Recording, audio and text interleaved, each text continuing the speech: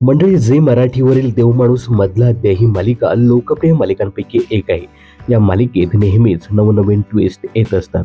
असाच काहीसा एक ट्विस्ट मालिकेत पाहायला मिळणार आहे, पण ज्यावर प्रेक्षकांचा अजिबात विश्वास बसत नाहीये. तर या मालिकेत गोपाळ म्हणजे देवी सिंग हा स्वतःच्या स्वार्थासाठी अनेकांचा जीव घेताना दिसतोय.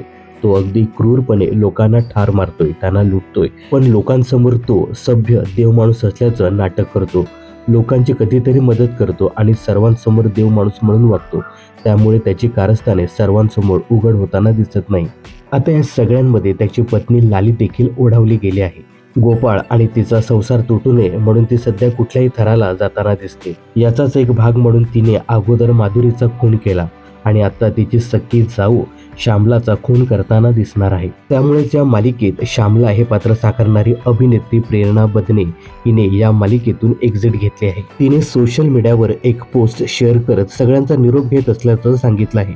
ती लिहिते, मागील काही दिवसात मी मालिकेत दिसत नव्हते म्हणून खूप लोकांना प्रश्न पडले की श्यामला का दिसत नाही, श्यामला कुठे आहे, श्यामलाने मालिका सोडली का?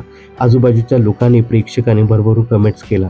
इंस्टाग्राम, फेसबुक, व्हॉट्सअप सगळीकडे मला विचारलं, पण त्यामागे काही कारण असल्यामुळे मी मालिकेत दिसत नव्हते. पुढे ती लिहिते, आज मी माझ्या मायबाप प्रेक्षकांना सांगू इच्छिते की मी आपल्या सगळ्यांची आवडती मालिका देवमाणूस मधला अध्याय या मालिकेचा आणि प्रेक्षकांचा निरोप घेत आहे. श्यामलाचा अध्याय इथे संपत आहे, पण मायबाप प्रेक्षकांनी इतकं मन भरून प्रेम दिलं की त्या गोष्टीचं दुःख कमी आणि आनंद जास्त होत आहे. यावेळी तिने सर्व प्रेक्षकांचे, मालिकेतील कलाकारांचे, संपूर्ण टीमचे आभार देखील मानले आहेत.